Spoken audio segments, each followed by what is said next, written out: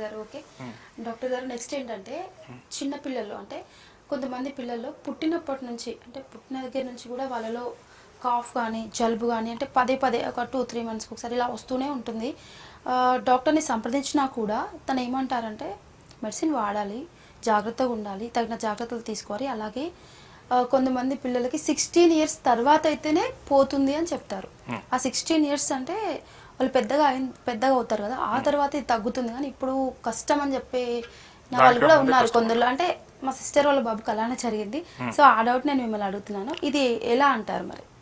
చెప్పండి మేడం. చూడండి, again same factor. ఇక్కడ ఒక ఏజ్ వరకు రికరెంట్గా ఉండి ఆ ఏజ్ తర్వాత నిర్వీర్యం అయిపోతుంది అనడానికి రీజన్ ఏంటంటే, అగైన్ ఇప్పుడు బ్రెయిన్ మెచ్యూరిటీ తీసుకోండి. చిన్న పిల్లల్లో తన పని తాను చేసుకోగలగాలి. తన పని అంటే ఏంటిది?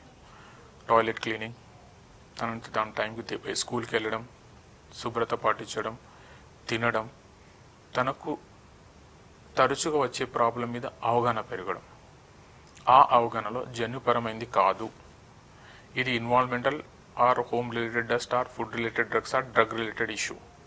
అట్లాంటిది ఉంటేనే, దాని తగ్గట్టు దూరం ఉంటేనే అవి తగ్గుతాయి.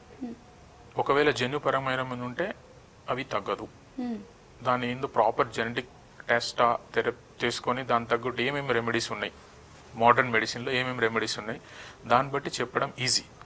బట్ అలర్జెంట్ లాంటిది ఉంటే తెలుసు, నాకు పైనాపిల్ పడదు ఫర్ ఎగ్జాంపుల్, పైనాపిల్ని అవాయిడ్ చేసిన అనుకో నాకు ప్రాబ్లమే రాదు. ఫర్ ఎగ్జాంపుల్ తను డస్ట్, ఇప్పుడు ఇంట్లో డస్ట్ ఊడ్చినా కానీ కిచెన్లో వెళ్ళినా కానీ ఇమ్మీడియట్లీ తుమ్ములు స్టార్ట్ అయ్యి, ఇంతకుముందు అన్న ప్రేక్షకులకి తుమ్ములు రికరెంట్గా వస్తాయి, అలర్జిక్ రైనైటిస్ అంటాం.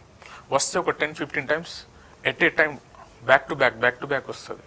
సో ఆ అలర్జీ హిట్ చేసిన అనుకో మన మెమరీ సెల్కి ఆర్ పార్టికల్కి, అప్పుడు ఏమవుతుందంటే అది ఒక రిలీజ్ చేస్తుంది. సింపుల్, ఒక దోమ కాటు ఉండింది, ఒక తేనెటీగ కాటు కొట్టింది, మనకు దద్దులు అవుతాయి. ఎందుకో మనకు బాడీలో పడింది ఎంటర్ అయినప్పుడు మన బాడీ రిజెక్ట్ చేసే విధానంలో ఆ దద్దులు రావడం, శ్వాస ఇబ్బంది రావడం, దగ్గు రావడం, పిల్లి కూతలు రావడం అనేది ఉంటుంది. సో ఒకవేళ అలర్జీ రిలేటెడ్ వస్తే ఒక ఏజ్ వరకు తనకు నాలెడ్జ్ వచ్చి దాని నుంచి అవాయిడ్ చేసేసి ట్రిగ్గర్ను అవాయిడ్ చేస్తే ప్రివెన్షన్ అవుతుంది. దానివల్ల డిసీజ్ అనేది నీకు లాంగ్ టర్మ్ ఉండకుండా